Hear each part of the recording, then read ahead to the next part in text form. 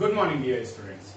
आज के इस वीडियो लेक्चर में बेसिकली हम लोग डिस्कस करने जा रहे हैं अबाउट माइटोकॉन्ड्रिया।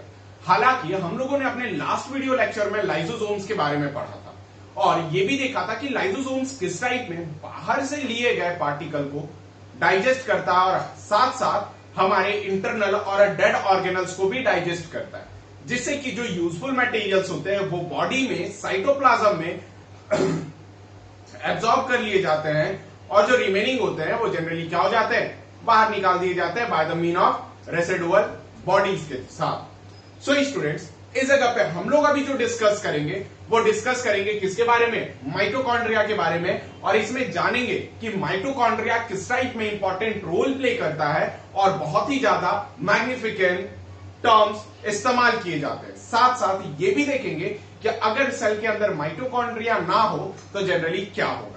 सो स्टूडेंट्स, हम लोग स्टार्ट करते हैं माइटोकॉन्ड्रिया। माइटोकॉन्ड्रिया आपको पता है कि ये एक ऐसा है जो बेसिकली क्या करता है, एटीपी का प्रोडक्शन करता है, यानी कहीं ना कहीं एनर्जी करेंसी अगर किसी भी सेल का है वो जनरेट कौन करता है, माइटोकॉन्ड्रिया करता है। नेक्स्ट स्टूडेंट, इसमें एक बात याद रखना कि ये जो माइटोकॉन्ड्रिया है डिपेंड करता है सेल के मेटाबॉलिक पे, यानी अगर सेल की मेटाबॉलिक एक्टिविटी ज्यादा होगी तो देन उसमें नंबर ऑफ माइटोकॉन्ड्रिया क्या होगा, ज्यादा होगा। मेटाबॉलिक एक्टिविटीज जिस चीज को अपन सिंपली क्या कर सकते हैं, चयापचय जिसे कहते हैं, यानी कार्य करने की एफिशिएंसी कहते हैं, वो जनरली क्या होता है, मेटाबॉलिक एक्टिविटीज होता है। अब किसी भी सेल का मेटाबॉलिक एक्टिविटी बहुत ज्यादा है, यानी दिन में उसे बहुत ही ज्यादा एटीपी की रिक्वायरमेंट होती है, सो क्या होगा, माइटोकॉन्ड्रिया उसमें ज्यादा होगा। ये आगे चल करके हम लोग एग्जाम्पल में समझेंगे। अब स्टूडेंट एक बात आती है, जैसे एक 1 in per सेल, तो दैट इज माइक्रोएस्ट्रेशिया और क्लोरेला पस का एक फंगी है जिसमें पूरे बॉडी में एक माइटोकॉन्ड्रिया पाया जाता है। ये एग्जांपल है जिसे आपको क्या कर लेना है, लर्न करके रखना है, क्योंकि ये बहुत ही ज्यादा इंपॉर्टेंट एग्जांपल है। नेक्स्ट स्टूडेंट, इसके बाद जो आता है जैसे क्या, that is all mitochondria present in a cells, यानी जितने भी माइटोकॉन्ड्रिया सेल्स के अंदर प्रेजेंट होते हैं, इस चीज को अपन सिंपली किस नाम से कहते हैं, दैट इज कॉन्ड्रियोम कहते हैं। नाम याद रखना बेटा, माइटोकॉन्ड्रिया, कॉन्ड्रियोम, ये सब सारी चीज, क्योंकि अक्सर बहुत लोग पूछ देते हैं जिसे हमें आंसर देने की जरूरत पड़ती है। क्या चीज है, दैट इज कॉन्ड्रियोम, यानी सेल के अंदर कलेक्टिवली नंबर ऑफ माइटोकॉन्ड्रिया कितने हैं उस चीज को अपन सिंपली क्या कंसिडर करेंगे, दैट इज कॉन्ड्रियोम कंसिडर करेंगे। नेक्स्ट, अब जरा देखा जाए प्लांट के बारे में। प्लांट में क्या होता है कि माइटोकॉन्ड्रिया की अमाउंट ऑटोमेटिकली और नेचुरली क्या होती है, ज्यादा होती है। किसके रेस्पेक्ट में, विथ रेस्पेक्ट टू, WRT का मतलब है with respect to animals. Student, इस जगह पे एक बात और ध्यान रखिएगा कि जो हाइयर एनिमल्स होते हैं, हाइयर एनिमल्स जैसे कि एप्स वगैरह, टोटल एप्स जिसे अपन बर्ड्स कहते हैं, यानी परिंदे वगैरह, उसमें फ्लाइट मसल्स होते हैं। जैसे कि हमारे पास आर्म्स में जो मसल्स प्रेजेंट है उसी टाइप में उनके आर्म्स में फ्लाइट मसल्स प्रेजेंट होता है। ये जो फ्लाइट मसल्स है बेटा, समझना, फ्लाइट मसल्स जब फ्लाई करने में मदद करता है, तो देखो मैंने अभी जस्ट कहा था कि जिस सेल्स की मेटाबॉलिक एक्टिविटीज फास्ट होगी, ज्यादा होगी, उसमें नंबर ऑफ माइटोकॉन्ड्रिया ज्यादा होगा, जिस वजह से एटीपी ज्यादा प्रोड्यूस होगा। मेटाबॉलिक एक्टिविटीज, अब क्या है, बर्ड्स फ्लाई कर रही है। जब बर्ड्स फ्लाई कर रही है तो बहुत ऐसे बर्ड्स होते हैं जो लॉन्ग डिस्टेंस फ्लाई करते हैं। इवन कुछ बर्ड्स ऐसे भी होते हैं कि वो फ्लाई करते करते सो जाते हैं। कुछ बर्ड्स ऐसे भी आगे चल करके आपको पता चलेगा जो नॉर्थ पोल से लेकर के साउथ पोल तक मूव करती है। ऐसे भी बहुत सारे बर्ड्स होते हैं। सो स्टूडेंट्स, यहां पर समझने की बात यह है कि अब बर्ड्स में क्या है, मेटाबॉलिक एक्टिविटीज फ्लाइट मसल्स का ज्यादा है। फ्लाइट का मतलब उड़ना, उड़ने वाले मसल्स में क्या है, एफिशिएंसी ज्यादा है, सो इसमें माइटोकॉन्ड्रिया काफी ज्यादा होगा। याद रखिएगा ये बात। नेक्स्ट, अब क्या है, माइटोकॉन्ड्रिया डिफर होता है शेप और साइज में। अब बहुत जगह पर क्या है कि सेल के रेस्पेक्ट में माइटोकॉन्ड्रिया की डिपेंडेंसनेस बताई जाती है। सो माइटोकॉन्ड्रिया कैसा होता है, differ in shape and size होता है। अब माइटोकॉन्ड्रिया के रिगार्डिंग बहुत सारे ऐसे सेकेंडरी और एसेंशियल नाम वगैरह हैं, जरा इसके बारे में हम लोग देखेंगे। जैसे माइटोकॉन्ड्रिया को अपन क्या कहते हैं, पावर हाउस ऑफ सेल्स भी कहते हैं और एटीपी मील भी कहते हैं। मतलब माइटोकॉन्ड्रिया किसी भी सेल के लिए पावर हाउस के जैसा एक्ट करता है। पावर हाउस का मतलब क्या रहा कि दैट इज वो एनर्जी प्रोड्यूस कर रहा है। और आप जानते हो एनर्जी जहां से प्रोड्यूस होता है उसे क्या कहते हैं, पावर हाउस कहते हैं। Even ATP mean. नेक्स्ट आता है सेल विद इन सेल। अब मैंने पहले भी बताया था कि ये ऐसा एक ऑर्गेनल है जो सेमी ऑटोनोमस है। सेमी ऑटोनोमस का मतलब कि वो अपनी बारीकियों को खुद से समझता है और खुद से चलने पे क्या करता है, मजबूर करता है, जिस वजह से अपन क्या कर सकते हैं, सेल जो कंट्रोल्ड है वो भी किसके अंदर, सेल के अंदर।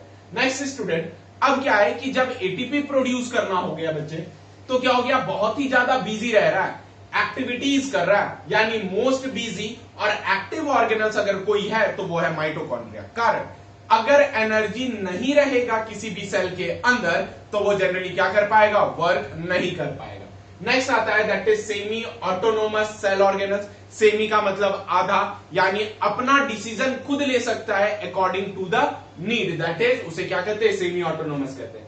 Next that is endosymbiont of cells. Endo का मतलब इनसाइड, सिम का मतलब टुगेदर, बायोन्ट्स का मतलब लाइक, यानी अंदर में साथ होकर के जो जीवित है वो क्या है, एंडोसिम्बायोंट कहलाता है सेल का, जो कि माइटोकॉन्ड्रिया है। इवन याद रख लेना, माइटोकॉन्ड्रिया जब डिटेल स्टडीज पे देखी जाती है कि माइटोकॉन्ड्रिया के क्या क्या स्ट्रक्चर्स होते हैं, माइटोकॉन्ड्रिया कैसा दिखता है, तो बेसिकली स्टेन करने की जरूरत पड़ती है। सो इसका जो स्टेनिंग होता है वो स्टेनिंग काफी ज्यादा सटीक करने के लिए हम लोग यहां पर जो स्टेन का इस्तेमाल करते हैं वो स्टेन का नाम क्या है, that is Janus green B. आपको ऑलरेडी मैंने बताया था, स्टेन करना मतलब कलरिंग करना। अगर कोई भी ऑर्गेनल्स को अपन कलर करके ऑब्जर्व करेंगे तो उसके बारीकियों को हम बहुत अच्छे तरीके से क्या कर पाएंगे, समझ पाएंगे। दैट इज स्टेन करने के लिए जो स्टेनिंग पिगमेंट का इस्तेमाल होता है उसका नाम क्या है, Janus green B. Next student, अगर माइटोकॉन्ड्रिया के बारे में बात किया जाए तो दो टर्म हमेशा बहुत अच्छे तरीके से आता है, क्या, एंडोसिम्बायोंट ऑफ सेल्स, और दूसरा क्या आता है, डबल मेम्ब्रेन। यानी डबल मेम्ब्रेन के साथ साथ ये कैसा है, एंडोसिम्बायोंट है। सो स्टूडेंट्स, आप क्या करो, यहां पे अभी स्क्रीनशॉट ले लो, अब अपन स्ट्रक्चर को डिस्कस करेंगे। Now dear students, sorry for that, now अब अपन स्टार्ट कर रहे हैं that is structure of mitochondria. Mitochondria पे जब अपन स्ट्रक्चर देखेंगे तो जरा यहां पर देखो आप, ये क्या है, ये डबल मेम्ब्रेनस स्ट्रक्चर आपको एज्यूम हो रहा होगा, और ये जो होगा ये आपको फैन से दिख रहा होगा, exhaust fan like.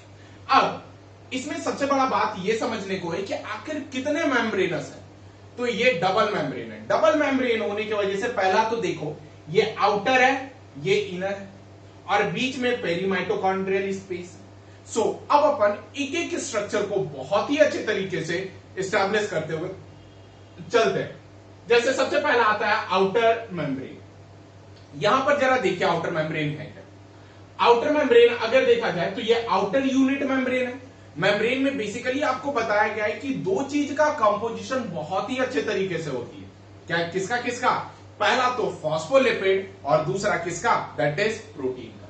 So students, यहां पर क्या है, फॉस्फोलिपिड है, फॉस्फोलिपिड बहुत ही ज्यादा, प्लस इसके साथ साथ क्लोरीन भी प्रेजेंट होता है। सो इसकी जो कंपाउंड बनती है आउटर मेम्ब्रेन का, उसका नाम क्या होता है, दैट इज फॉस्फोटाइडल कोलिन। क्या नाम होता है बेटा, फॉस्फोटाइडल कोलिन नाम होता है। अब जब ये आउटर मेम्ब्रेन रहा तो कहीं ना कहीं आउटर मेम्ब्रेन को स्ट्रांग होने की जरूरत पड़ती है। कारण क्या है कि ये बाहर के सेल के साइटोप्लाज्म से यही आउटर मेम्ब्रेन डील करता है। सो अगर आउटर मेम्ब्रेन टफ नहीं होगा तो सेल ऑर्गेनल क्या हो सकते हैं, डैमेज हो सकते हैं। सो यही कारण है कि इसमें फॉस्फोलिपिड्स क्या होती है, ज्यादा होती है। मैंने पहले भी बताया था कि जो फॉस्फोलिपिड अगर ज्यादा होगा तो जनरली वो क्या करेगा, वो बहुत ही स्ट्रांग और फ्लेक्सिबल मटेरियल होगा। सो स्टूडेंट, इसके बाद आता है बीच में that is inner membrane. Inner membrane है क्या, जरा यहां पर देख लेना, इनर मेम्ब्रेन जिसे अपन इनर यूनिट मेम्ब्रेन कहते हैं, जिसमें क्या है, फॉस्फोलिपिड प्रेजेंट है। क्या चीज है बच्चे, फॉस्फोलिपिड प्रेजेंट है। जैसे कि अब जब ये फॉस्फोलिपिड प्रेजेंट तो हुआ लेकिन इनर मेम्ब्रेन है। अब सेम समझ लो कि आउटर वॉल अगर स्ट्रांग है तो इनर वॉल हल्का सा फ्लेक्सिबल भी रहेगा तो काम चल जाएगा। कारण कैसे काम चलेगा, क्योंकि अगर इनर मेम्ब्रेन फ्लेक्सिबल रहा सो क्या होगा, एक्सटेंशन, एक्सपेंशन, क्लोजिंग, इस टाइप में बहुत सारे इवेंट जो होंगे अच्छे तरीके से हो जाएंगे। सो यहां पे क्या रहेगा स्टूडेंट्स, इनर यूनिट मेम्ब्रेन रहा, फॉस्फोलिपिड प्रेजेंट हुआ, और जो कंपाउंड हुआ वो कंपाउंड का नाम क्या हुआ, दैट इज डाइफॉस्फोटाइडल ग्लिसरॉल रहा, टर्म बेटा ग्लिसरॉल। अब जरा देखा जाए ग्लिसरॉल जो आपके घर में होगा, ग्लिसरीन देखना वो काफी ज्यादा जाड़ा होगा, थिक होगा, हनी के जैसा, शहद तो देखे होंगे उस टाइप में। अब क्या है कि इस इनर मेम्ब्रेन में प्रोटीन ज्यादा होगा, किसके रेस्पेक्ट में, आउटर मेम्ब्रेन के रेस्पेक्ट में। और आपको पता है जब प्रोटीन ज्यादा होगा तो वो कैसा हो जाएगा, हाईली फ्लेक्सिबल हो जाएगा, लचीला हो जाएगा, जिसके पास एक्सपेंड और कॉन्ट्रैक्ट करने की प्रोबेबिलिटीज ज्यादा रहेगी। सो क्या होगा स्टूडेंट, ये अच्छे तरीके से काम कर सकता है। नेक्स्ट, अब जब अपन सेकेंडली बात करते हैं तो अब आउटर और इनर के बीच में जो स्पेस रहता है इसे अपन पेरी माइटोकॉन्ड्रियल स्पेस कहते हैं। क्या कहते हैं स्टूडेंट, पेरी माइटोकॉन्ड्रियल स्पेस कहते हैं। अब ये पेरी माइटोकॉन्ड्रियल स्पेस कहां कहां प्रेजेंट होता है, प्रेजेंट होता है पहला तो आउटर और इनर मेम्ब्रेन के बीच में, कहां कहां स्टूडेंट, आउटर और इनर मेम्ब्रेन के बीच में, और also known as inter membranous space, किसमें, also known as inter membranous space, यानी दोनों मेम्ब्रेन के बीच में जो स्पेस प्रेजेंट है उसे इंटर मेम्ब्रेनस स्पेस कहते हैं। प्लस पेरीमाइटोकॉन्ड्रियल स्पेस में बहुत सारी एक्टिविटीज रोल प्ले करती है और बहुत सारा एंजाइम वगैरह भी यहां पे क्या करता है, एक्टिव होता है। नेक्स्ट स्टूडेंट, इसके बाद जब अपन इंटरनल डिस्कस करें, इंटरनल जब डिस्कस करेंगे तो इस चीज को अपन सिंपली क्या कहेंगे, मैट्रिक्स कहेंगे। क्या कहेंगे, मैट्रिक्स कहेंगे। मैट्रिक्स में जरा देखा जाए, मैट्रिक्स बिल्कुल कह लो तो साइटोप्लाज्म है, साइटोप्लाज्म हो गया मैट्रिक्स। अब इस साइटोप्लाज्म में एंजाइमेटिकल सोर्स बहुत ज्यादा प्रेजेंट होता है। क्या प्रेजेंट होता है, एंजाइम बहुत ज्यादा प्रेजेंट होते हैं, सो रिएक्शंस वगैरह कर सके। अब इसी मैट्रिक्स साइटोप्लाज्म में डीएनए आरएनए भी प्रेजेंट होंगे। क्यों, क्योंकि डीएनए आरएनए एक एसेंशियल अमीनो एसिड होते हैं जो फर्दर बहुत सारे एक्टिविटीज करने में इंपॉर्टेंट रोल प्ले करते हैं। नेक्स्ट स्टूडेंट, इसके बाद beside ribosome protein synthesis take place करता है, यानी यहां पे राइबोसोम्स भी प्रेजेंट होते हैं और क्या होता है, प्रोटीन सिंथेसिस भी टेक्स प्लेस करता है। याद रखिएगा जो राइबोसोम्स यहां पर प्रेजेंट है वो राइबोसोम 70S टाइप का राइबोसोम्स है। जस्ट इसके बाद वाले टॉपिक में अपन राइबोसोम्स के पूरे डिटेल स्ट्रक्चर के बारे में बात करने जा रहे हैं स्टूडेंट्स। नेक्स्ट, अब क्या है कि जब इनर मैट्रिक्स के रीजन पे देखा जाए तो और इनर मेम्ब्रेन पे, इनर सरफेस पे एक स्पेशल स्ट्रक्चर प्रेजेंट होता है जिसके पास एटीपीज प्रेजेंट होता है और एटीपी फॉर्मिंग एंजाइम प्रेजेंट होता है और वही एटीपी का प्रोडक्शन करता है। सो उसका नाम क्या होता है, ऑक्सीजोम्स नाम होता है। हालांकि इसे F0, F1 पार्टिकल्स भी कहते हैं। दिख रहा है आपको F1, F0 पार्टिकल जो प्रेजेंट है, कॉमनली किस नाम से कहते हैं, ऑक्सीजोम्स के नाम से कहते हैं।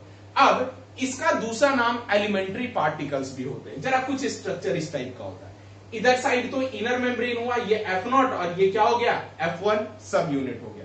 ये हेड और ये नीचे साइड क्या होते हैं, टेल होते हैं। नेक्स्ट, अब क्या है, ये पूरा स्ट्रक्चर ऑक्सीजोम्स का जो डिस्क्राइब किया गया था वो कौन डिस्क्राइब किया था, दैट इज फ्रेंडेस मॉरन ने डिस्क्राइब किया था स्टूडेंट्स। अब याद रखिएगा इस जगह पे जो F1 है, F1 में ऑक्सीडेटिव फॉस्फोराइलेशन टेक्स प्लेस होता है। क्या होता है स्टूडेंट, ऑक्सीडेटिव ये फॉस्फोराइलेशन टेक्स प्लेस होता है जिसके वजह से एटीपी का फॉर्मेशन होता है। मतलब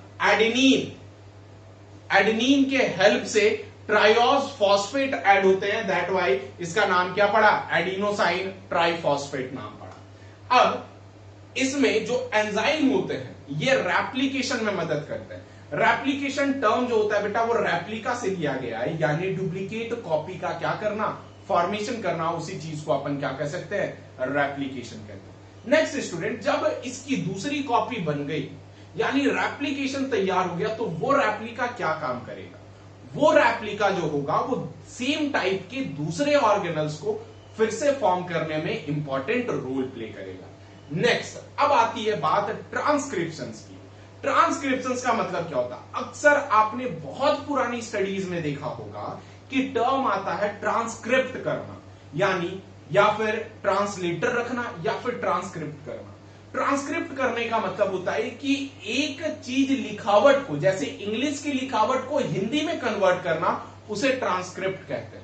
मतलब कि अब जो डीएनए की चेन में जो भी अमीनो एसिड है उसे देख करके आरएनए का सिंथेसाइज करना और आरएनए से प्रोटीन बनाना, ये पूरे एंटायर इवेंट को अपन क्या कहते हैं, ट्रांसक्रिप्शन कहते हैं। नेक्स्ट स्टूडेंट, इसमें जो एंजाइम प्रेजेंट होते हैं वो डीएनए पॉलीमरेज, डीएनए का मतलब आपको पता है, और पॉलीमरेज का मतलब होता है मल्टीपल कॉपी बनाने की एफिशिएंसी रखने वाला। नेक्स्ट होता है दैट इज आरएनए पॉलीमरेज, और ये आरएनए पॉलीमरेज जो होते हैं वो बेसिकली क्या करते हैं, आरएनए की मल्टीपल कॉपीज बनाने में मदद करते हैं। फर्दर ये जो भी चीजें हैं डीएनए पॉलीमरेज और आरएनए पॉलीमरेज, ये कहां पे पाए जाते हैं, तो माइटोकॉन्ड्रियल मैट्रिक्स में, यानी इस रीजन में सबसे ज्यादा पाए जाते हैं स्टूडेंट्स। अब बात करते हैं अपन माइटोकॉन्ड्रियल डीएनए के बारे में। देखो ये जो डीएनए है, डीएनए में क्या है कि 1% ऑफ डीएनए ऑफ सेल्स, मतलब माइटोकॉन्ड्रिया जो है, माइटोकॉन्ड्रियल डीएनए, टोटल सेल का 1% डीएनए इस माइटोकॉन्ड्रिया में लोकेटेड होता है और प्रेजेंट होता है। और ये किस में रिच होता है, रिच होता है दैट इज जीसी कंटेंट में, यानी ग्लाइसिन और साइटोसिन कंटेंट में रिच होता है। नेक्स्ट स्टूडेंट याद रख लेना, इसी के वजह से इसे क्या कहते हैं, सेमी ऑटोनोमस कहते हैं। क्या कहते हैं, सेमी ऑटोनोमस ऑर्गेनल्स के तौर पर इसे अपन क्या करते हैं, कंसिडर करते हैं। फर्दर अब इसके बाद देखा जाए कि अब ये जो इनफोल्डिंग है अंदर में, ये इनफोल्डिंग का नाम क्या है, क्रिस्टे नाम है। इसी क्रिस्टे के ऊपर ऑक्सीजोम्स, एलिमेंट्री पार्टिकल या F1 F0 पार्टिकल्स प्रेजेंट होते हैं। ये क्रिस्टे इनर मेम्ब्रेन इनफोल्डिंग होता है, जिसमें मेटाबॉलिक एक्टिविटीज क्या होती है, काफी ज्यादा इंक्रीज होता है, इसे अपन क्रिस्टे कहते हैं। फर्दर क्या है, इसमें जो इनर मेम्ब्रेन है, इनर मेम्ब्रेन में नंबर ऑफ इलेक्ट्रॉन काफी ज्यादा प्रेजेंट होते हैं, जिस वजह से क्या रहता है कि कैरियर अरेंज होता है डेफिनेट सीक्वेंस में, यानी प्रॉपर और डेफिनेट सीक्वेंस में प्रेजेंट हुआ, जिसके वजह से ये बेसिकली क्या करता है, इलेक्ट्रॉन ट्रांसपोर्ट सिस्टम के फॉर्मेशन में काफी ज्यादा इंपॉर्टेंट रोल प्ले करता है। नेक्स्ट, ये इलेक्ट्रॉन ट्रांसपोर्ट सिस्टम फर्दर हम लोगों को इलेक्ट्रॉन एक मेम्ब्रेन से निकल करके दूसरे मेम्ब्रेन तक जाता है, और वही इलेक्ट्रॉन बेसिकली क्या करता है, एटीपी का फॉर्मेशन करता है। सो स्टूडेंट्स, ये तो पूरे डिटेल्ड स्टडी किसके बारे में रहा, ये एंटायर और डिटेल स्टडी आपका माइटोकॉन्ड्रिया के बारे में रहा। सो स्टूडेंट्स, यही तक हमारा आज का वीडियो है। सो आपसे रिक्वेस्ट है कि जो भी इस वीडियो को देख रहे हैं वो बहुत ही बेहतरीन तरीके से माइटोकॉन्ड्रिया को पढ़ ले, एनसीईआरटी के दिए गए कंटेंट को पढ़ ले। जब ये सारे कंटेंट्स प्रेजेंट हो जाएंगे सो आपके लिए काफी यूजफुल होगा। सो ध्यान रखिएगा कि एनसीईआरटी नीट के लिए बहुत ही ज्यादा इंपॉर्टेंट, और कह सकते हैं कि उसके लाइन टू लाइन बहुत ही ज्यादा अच्छे रोल प्ले करेंगे अच्छे मार्क्स को अचीव करने में। सो स्टूडेंट, मैं अपनी लास्ट क्लोजिंग स्टेटमेंट के साथ ये वीडियो को क्लोज करता हूं, और मिलते हैं अपने नेक्स्ट वीडियो लेक्चर्स के साथ। तब तक के लिए stay safe, stay healthy, and thank you for watching.